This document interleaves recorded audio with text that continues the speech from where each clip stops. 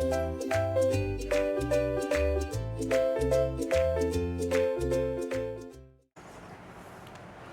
everyone, a very good afternoon, good morning, good evening.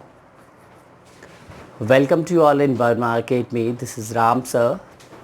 Hope everything is going well from your side. Good. By continuous your support, definitely video is again, the next series is ready for you people. आप ये वाला जो series होगा ये series number है आपका, इसमें आपको जो है सीरीज़ नंबर 7 है. Series number 7 in the sense आपका जो क्वेश्चंस की सीरीज चल रही है लेक्चर नंबर 7 होगा. ठीक, 2 में एक एग्जाम्पल है, एक इन टेक्स्ट है और आपके बाकी उसके बाद से एक्सरसाइज है. एक्सरसाइज में मैंने लास्ट में कन्वर्जन देखा था, आज हम लोग कुछ और देखेंगे, है ना, उसके ठीक बाद.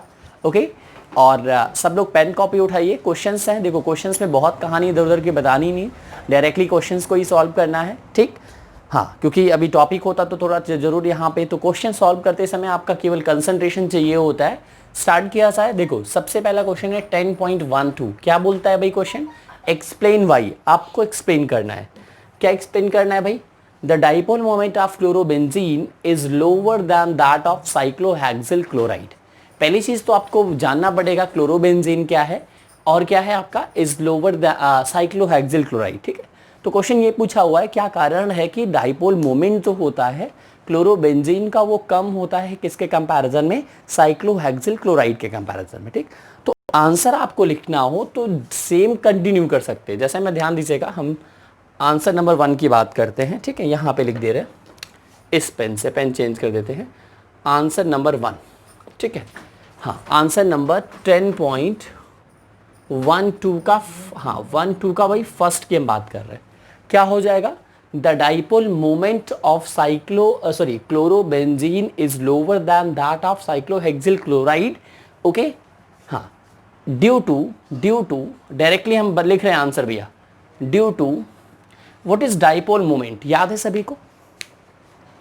डाइपोल मोमेंट क्लास 11th में आपने 4th चैप्टर में पढ़ा होगा. डाइपोल मोमेंट क्या होता है? It is a product of magnitude of charge and the distance of separation between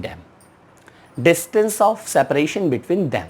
ठीक, तो मतलब क्या हो गया? Q into D. Simple. Mu dipole moment होता है, Q चार्ज होता है और D आपका डिस्टेंस ऑफ सेपरेशन होता है. ठीक है, सेपरेशन बिटवीन देम का मतलब यही है बेटा, जो आपके जैसे एटम्स हैं उनके बीच की दूरी, बस ये चीज़ें हैं.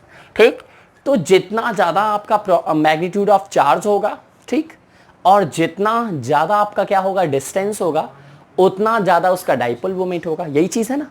ठीक, अब ध्यान दीजिएगा, यहाँ पे मैं लिख रहा हूँ इसी का आंसर क्या है. ड्यू टू, है ना, due to lower magnitude due to lower magnitude of negative charge on the due to lower magnitude of negative charge on the chlorine atom and shorter the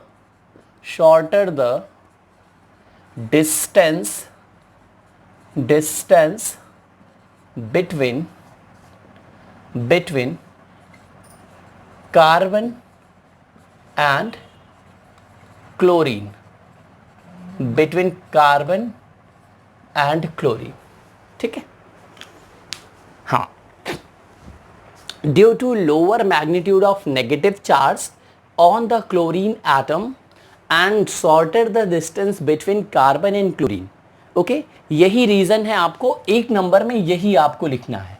अब क्वेश्चन अराइज होता है, sir ऐसा क्या है कि magnitude of negative charge कम हो जाता है, जबकि दूसरा भी चीज ध्यान दो कि और दूसरी चीज क्या है कि जो डिस्टेंस है कार्बन और क्लोरीन की वो कम हो जाती है ना.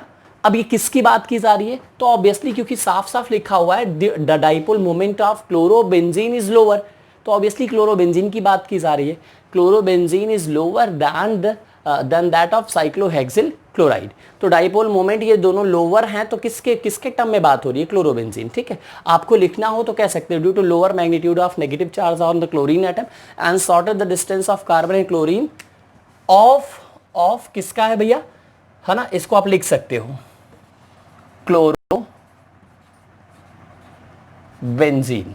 ठीक है ना, आप लिख सकते हो ऑफ क्लोरोबेंजीन, है ना, दोनों नेगेटिव वाला और ये भी है ना। ठीक है, बिल्कुल due to the lower magnitude of negative charge. अब हम बताते हैं, पहले इतना आप नोट कर लो।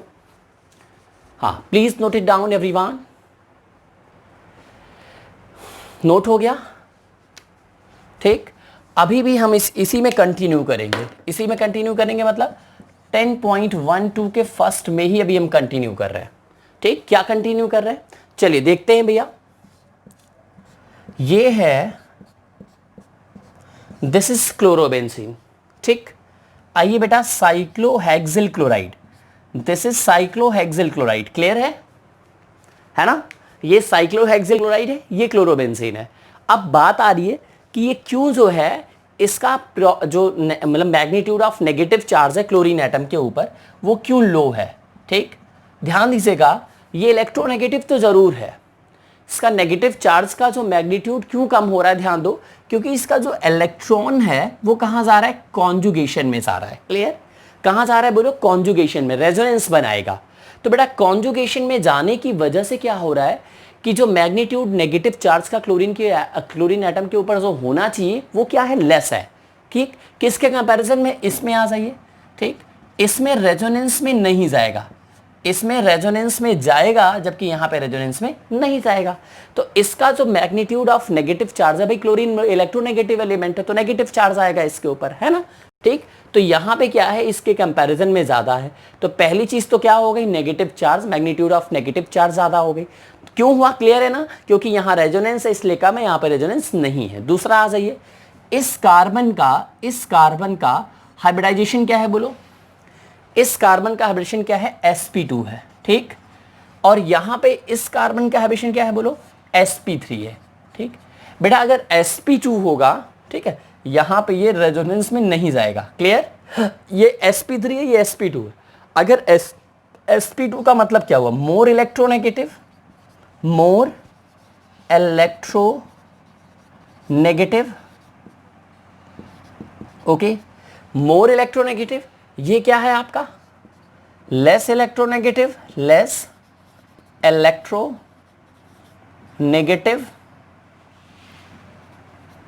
ठीक है ना, ये मोर इलेक्ट्रोनेगेटिव हो गया, ये लेस इलेक्ट्रोनेगेटिव हो गया। अगर लेस होगा तो यहां पे क्या होगा, यहां पे क्या होगा, क्लोरीन का जो इलेक्ट्रॉन है वो इस तरफ नहीं आएगा, मूवमेंट नहीं रहेगा, किसकी तरफ, कार्बन की तरीके तरफ। ओके, सो हम कह सकते हैं, सो लेस टेंडेंसी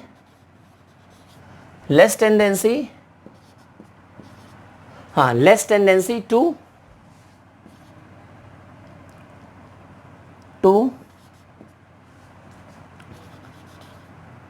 है ना, इवन लेस टेंडेंसी का, है ना, इवन ये इतना कम इलेक्ट्रोनेगेटिव है तो क्या हो जाएगा, ये इलेक्ट्रॉन्स को खींचेगा ही नहीं, है ना। और यहां पे हाँ, less tendency to to take electrons. ठीक, और यहां क्या हो जाएगा, हाँ, कंपैरेटिवली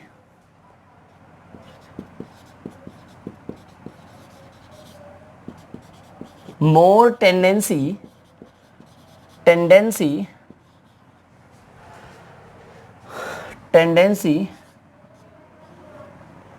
ठीक, टू टेक इलेक्ट्रॉन्स।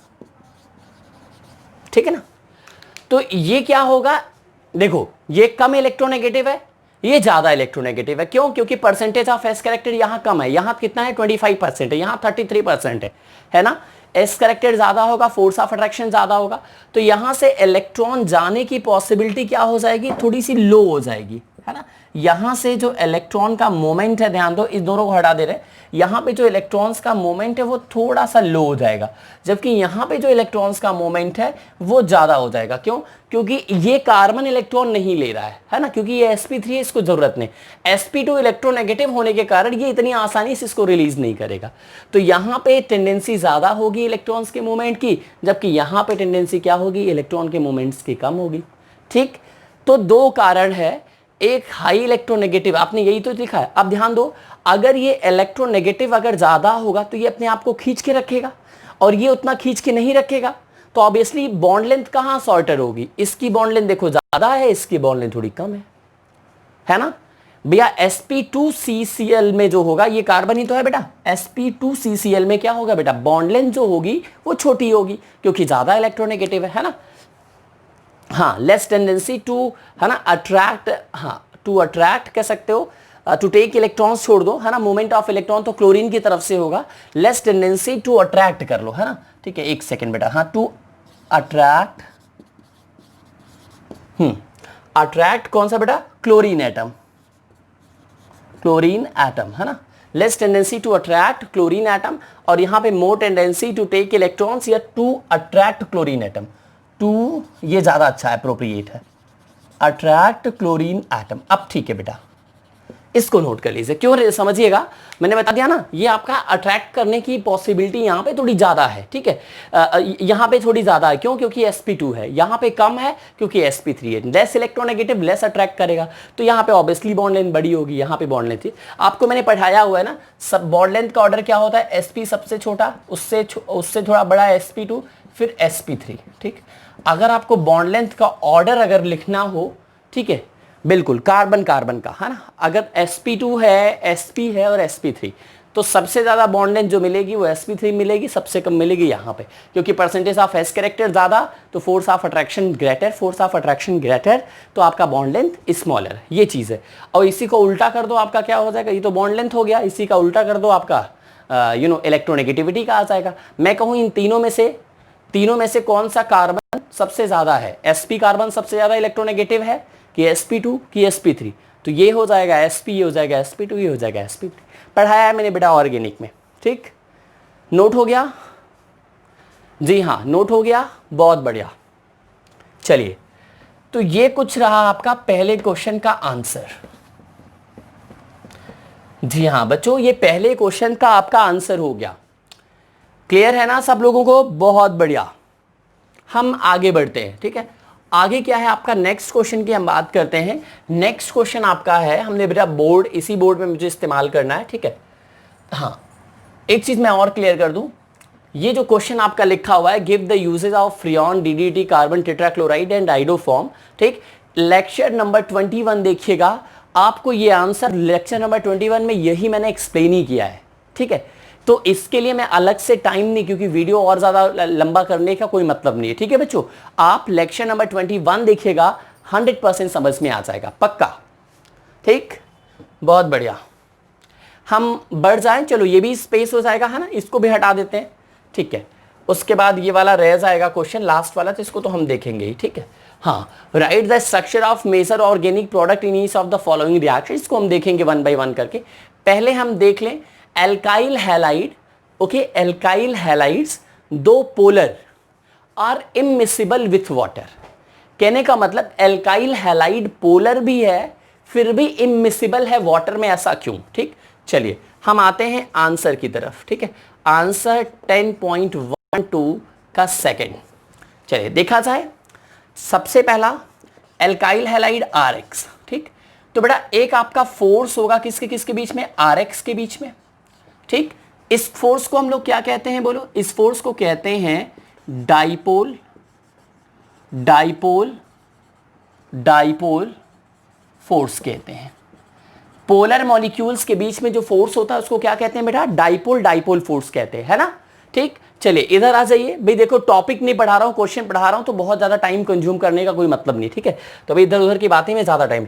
आइए भाई दूसरे पे, कहां गया आपका, वाटर में हो रहा है आपका, वाटर के बीच में, है ना, वाटर के बीच में भी एक फोर्स है, उसका नाम है हाइड्रोजन बॉन्डिंग। क्लियर, क्लियर है। अब ये दोनों आपस में मिक्स किए जा रहे हैं, जब मिक्स किए जाएंगे तो एक नया फोर्स आएगा किसके बीच में, Rx और किसके बीच में, H2O के बीच में। क्लियर? ठीक, तो ये फोर्स जो है और ये जो फोर्स है यहां पे क्या हो जाएगा, new force, new force. Clear? ठीक, तो ये जो, अब ध्यान देना, वैसे क्वेश्चन क्या होना चाहिए मेरे हिसाब से, एनसीईआरटी ने ये क्वेश्चन दिया हुआ है, ठीक है, कि एल्काइल हैलाइड क्या होते हैं, पोलर होते हैं, फिर भी ये मिसिबल होते हैं वाटर में। मेरे हिसाब से क्वेश्चन ये होना चाहिए स्लाइटली मिसिबल होते हैं।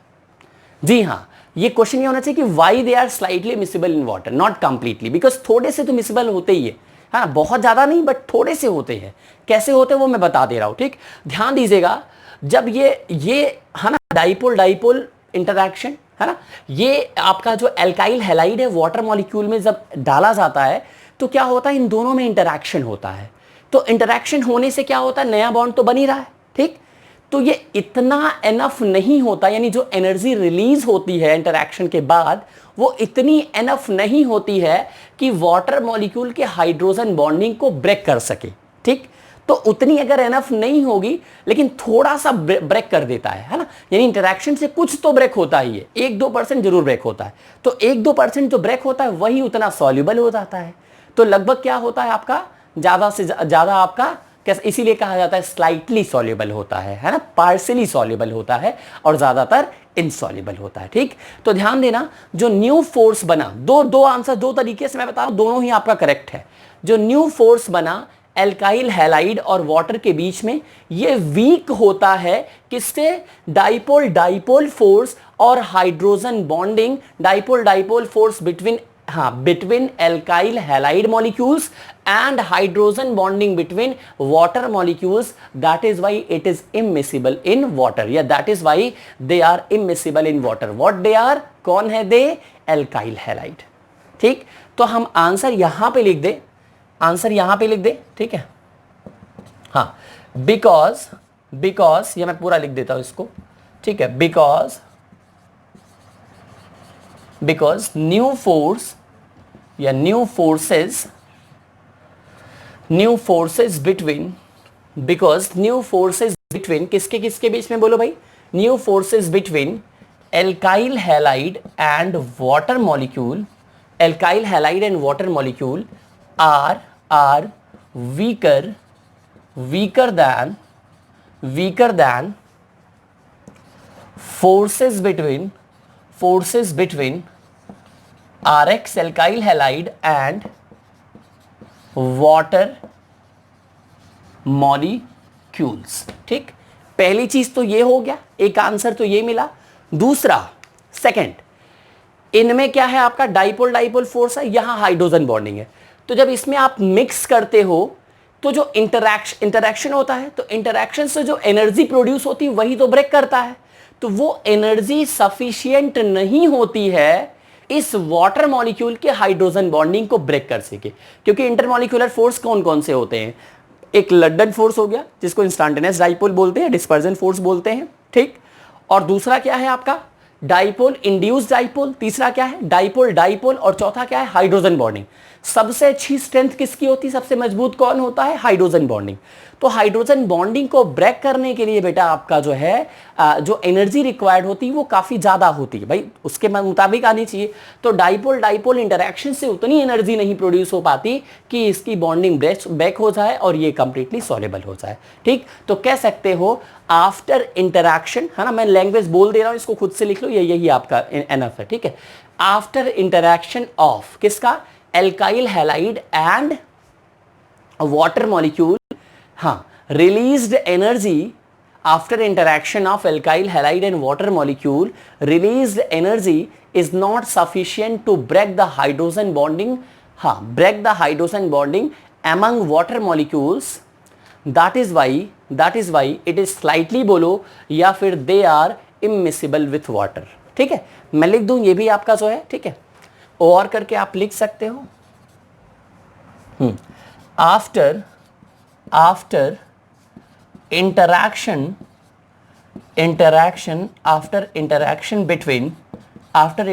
between H2O and RX molecules, molecules energy released, ये रिलीज्ड एनर्जी है ना, released energy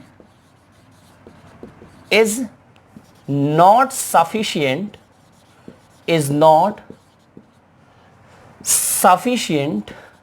to break hydrogen bonding among water molecules, that is why they are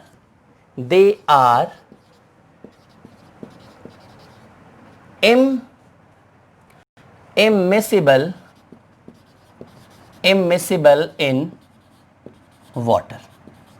ठीक, after interaction between water molecule and alkyl halide molecules, released energy is not sufficient to break hydrogen bonding among the water molecules, that is why they are immiscible in water. Okay बच्चों, please note कर लीजिएगा, मुझे लगता है इतना enough है। ये भी किसका आंसर है? 10.12 का सेकेंड। ये कायदे से हो गया, बाकी मैं आंसर देखो मैंने स्टार्टिंग में ऐसे ही बता दिया आपको, ठीक है, क्लियर है, बहुत बढ़िया। अब हम बात करते हैं थर्ड क्वेश्चन की, ठीक है, चलिए बच्चों थर्ड क्वेश्चन की हम बात करते हैं।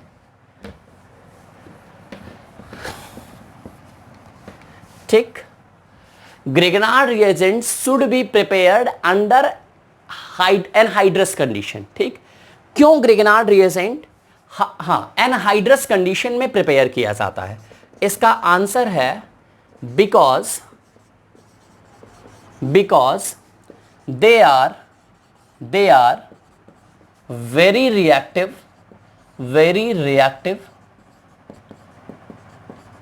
okay, they are very reactive, हाँ, because they are very reactive, क्योंकि वो बहुत रिएक्टिव होते हैं। ये they are है कौन? Grignard reagent. so अब आगे हम लिख रहे हैं, है ना, ये लिख देते हैं। so after, हाँ, एक काम करते हैं, पहले रिएक्शन लिख दें। because they are very reactive when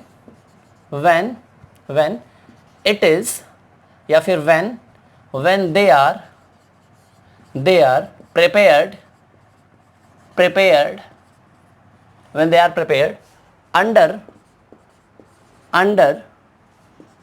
hydrous condition,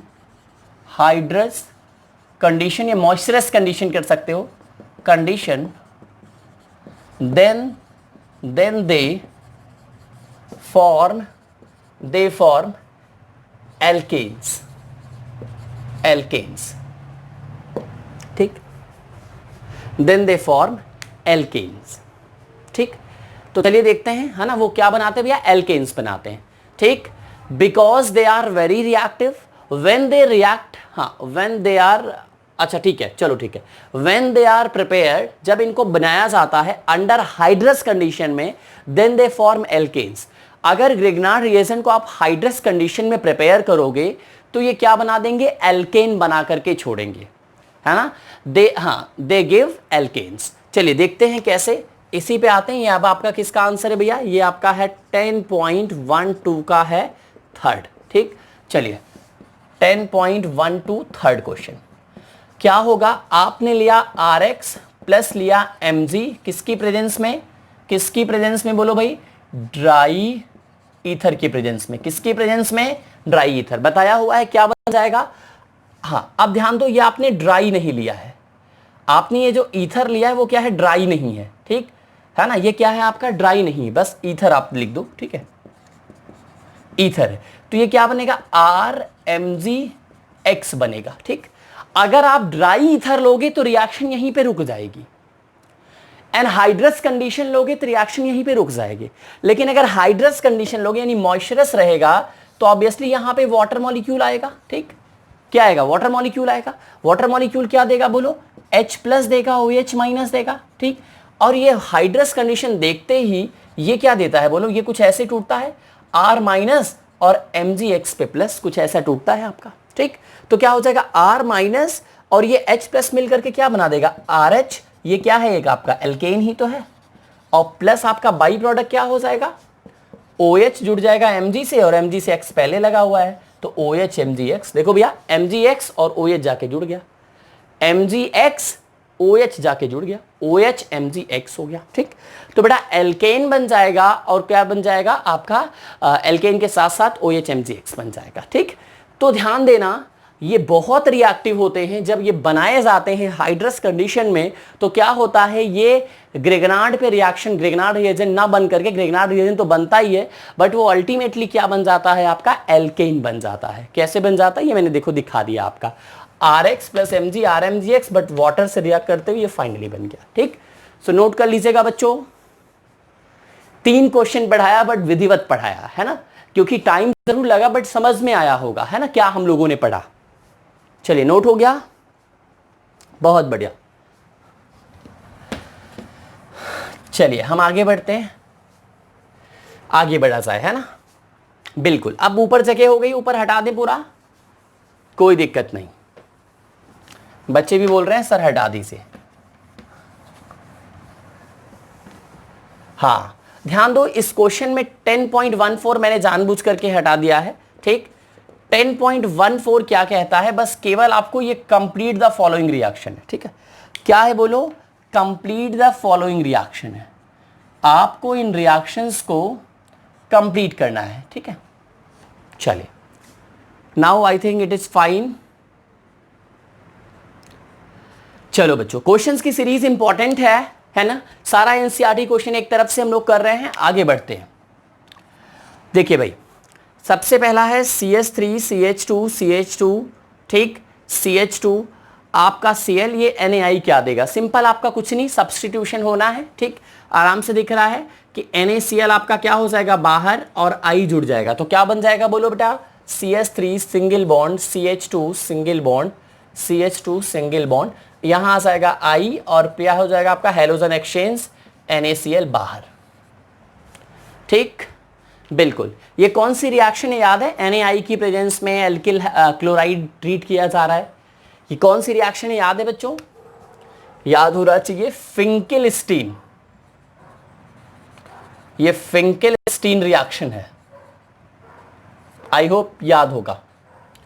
चलिए आ जाइए भैया नेक्स्ट क्वेश्चन, KOH वो भी एल्कोहलिक KOH, देखो एथेनॉल साफ साफ दे दिया है, एथेनॉल प्लस KOH यानी ये एल्कोहलिक KOH है, तो इसकी रिएक्शन में अलग से कर देता हूं सेकंड, ठीक। क्या हो जाएगा बोलो, ये हो जाएगा CH3, इसको ओपन कर लेते हैं, CH3 का होल थ्राइस है, तो ये CH3 एक इधर हो गया, एक सामने मैंने लिख दिया, ये क्या हो गया CH3 का होल थ्राइस, CH3 का होल थ्राइस, C से कौन लगा है बेटा Br लगा है, ठीक।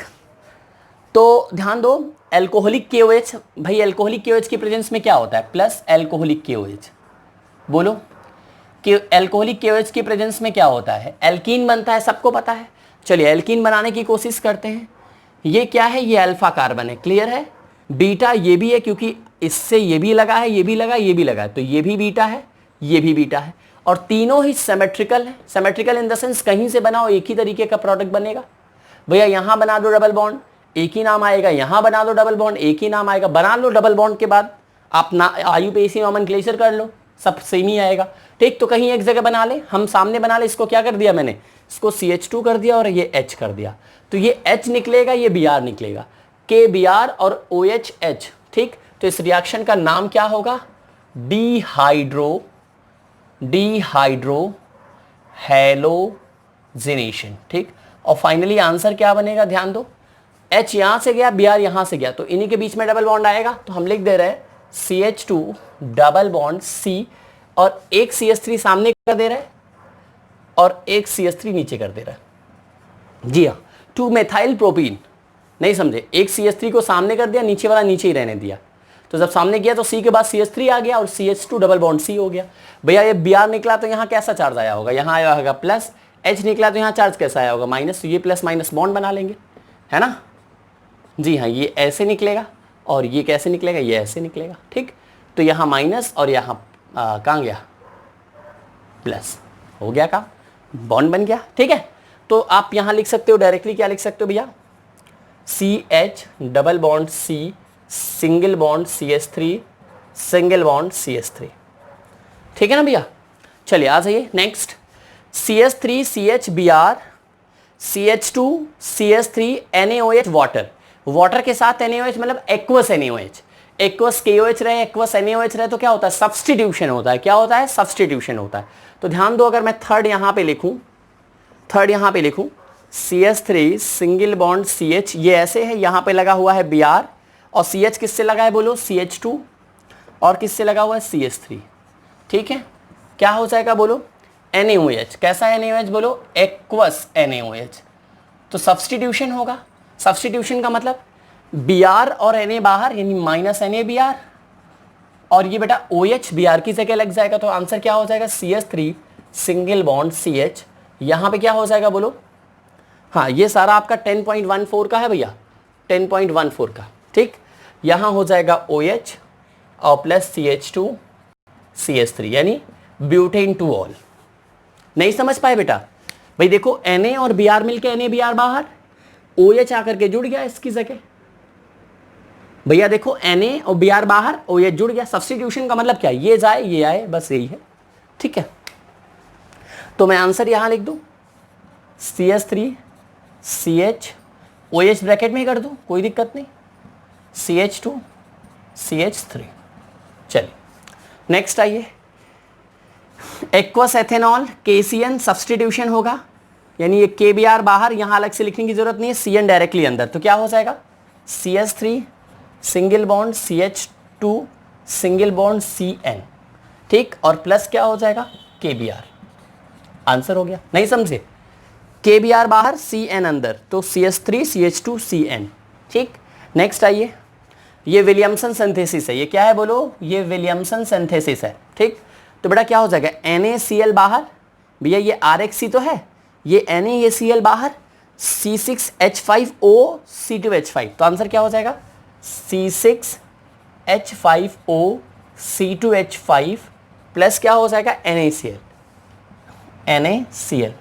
नहीं क्लियर हुआ भैया, Cl Na बाहर, बचा क्या, C2H5 ही तो बचा, C2H5O से लगेगा, ये हो जाएगा फाइनली। चलिए इधर आइए,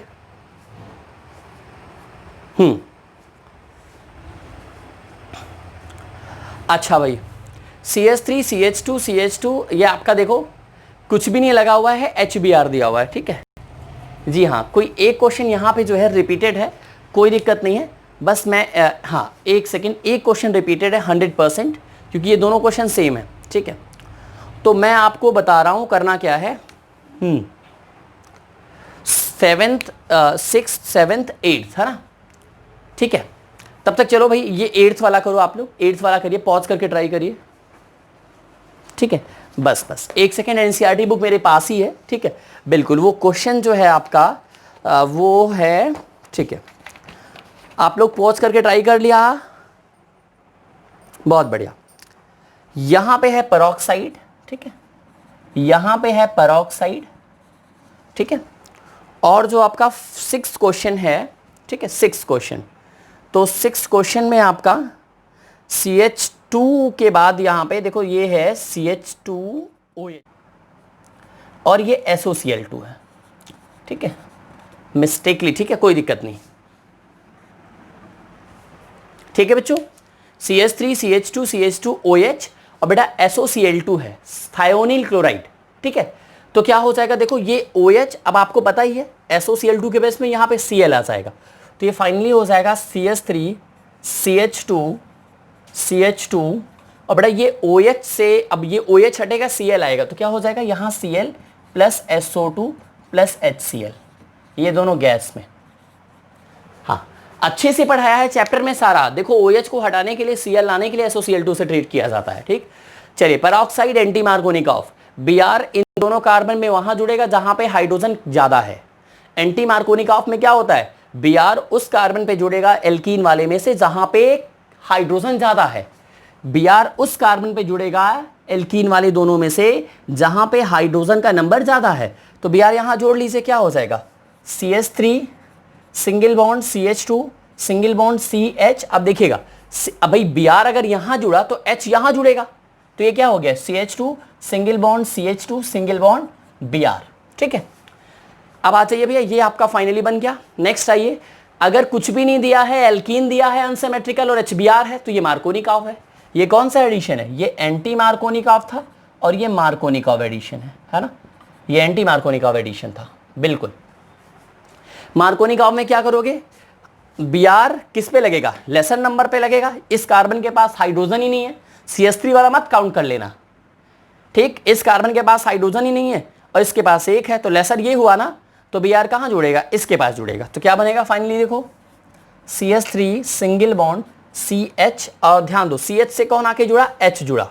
भैया अगर Br इस पे लगेगा तो H इस पे लगेगा। एल्कीन वाला दोनों कार्बन ये और यही है और बाकी तीन तो नहीं है, तो हो जाएगा CH2 सिंगल बॉन्ड CBr और फिर ये आपका लग जाएगा CH3 का होल ट्वाइस। देखिएगा देखिएगा फिर से, ये बॉन्ड टूटा, Br किस पे जुड़ा? Br किस पे जुड़ा? इस पे जुड़ा, तो ये हो गया CBr और ये तो एज इट इज रहेगा। यहां बॉन्ड हो गया सिंगल और ये CH से H जुड़ा, तो क्या हो गया? CH2 हो गया, CH3 CH2 CBr ये हो गया। ठीक है बच्चों, इसमें तो केवल आपका Br आया, एंटी मार्कोनिकॉव था, ठीक। तो वहां पे बस ग्रेटर पे आया, यहाँ लेसर पे आया, यहाँ पे Cl आया, यहाँ पे क्या हुआ? विलियमसन सिंथेसिस के थ्रू ClNa बाहर, C2H5 जुड़ गया, ये Br और K बाहर, ये Cn जुड़ गया, ठीक। यहाँ से Br सब्सटीट्यूशन हुआ, Br बाहर, OH जुड़ गया। देख लो सब वही हो रहा है, ठीक। यहाँ एल्कीन बनना था, किसी एक से हमने क्या हुआ? हाइड्रोजन लिया, हाइड्रोजन और Br आपका बाहर एल्कीन बन गया, ठीक। और सब्सटीट्यूशन भी मैंने करा के दिखाया है, ठीक है। तो ये आपके कुछ रिएक्शंस थे। मुझे लगता है आपको 10.14 तक अब कोई दिक्कत नहीं होगी, ठीक है। एक बार स्क्रीनशॉट ले लीजिए, पॉज करके नोट कर लीजिए। हो गया, बहुत बढ़िया, ठीक है। तो ये रहा आज का क्वेश्चन का आपका जो है सीरीज था, ठीक है। कुछ क्वेश्चंस मैंने लिए थे, ठीक। और होप सबको अंदर से मतलब एकदम इंटरनली समझ में आया होगा, कोई दिक्कत नहीं हुई होगी, ठीक। So thank you so much dear children, will meet you in the next video with the new content. तब तक के लिए आप लोग take care, okay, and please support everyone. Thank you.